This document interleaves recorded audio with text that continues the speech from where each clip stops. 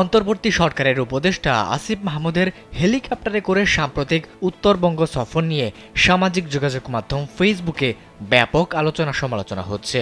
এই বিতর্ক প্রসঙ্গে উপদেষ্টা আসিফ মাহমুদের ভেরিফাইড পেজ থেকে একটি স্ট্যাটাস দেওয়া হয়েছে, যেখানে তিনি উত্তরবঙ্গ সফর নিয়ে সামাজিক যোগাযোগ মাধ্যমে ছড়ানো ভুল তথ্যের বিষয়ে বিভিন্ন যুক্তি উপস্থাপন করেন। ওই স্ট্যাটাসে হেলিকপ্টারে চড়ার ব্যাখ্যা দিয়ে তিনি লিখেন, প্রথমে গাড়িতে সফর প্ল্যান করা হলে 6 দিনে শুধুমাত্র 10টি উপজেলায় সফর করা যাচ্ছিল।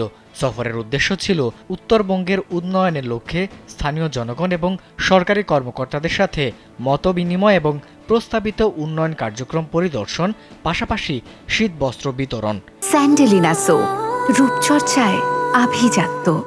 উপদেষ্টা মহোদয় কম সময়ের মধ্যে সর্বোচ্চ পরিমাণ উপজেলার জনসাধারণের কথা শুনতে চেয়েছেন। ফলে 6 দিনে 22টি উপজেলা ভ্রমণের সিদ্ধান্ত হয়, যা গাড়িতে কভার করা অসম্ভব।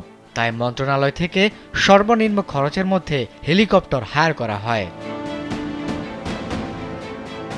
দ্বিতীয়ত, বিগত 2 দিনের সফরে ঢাকা থেকে যাওয়া আসা সহ মোট 6 বার হেলিকপ্টারে যাতায়াত করেন উপদেষ্টা আসিফ মাহমুদ। গত বুধবার একদিনে ঠাকুরগাঁও থেকে পঞ্চগড় এবং নীলফামারী এই 3 জেলায় মোট 4টি উপজেলায় 5টি মতবিনিময় সভায় অংশগ্রহণ করেন।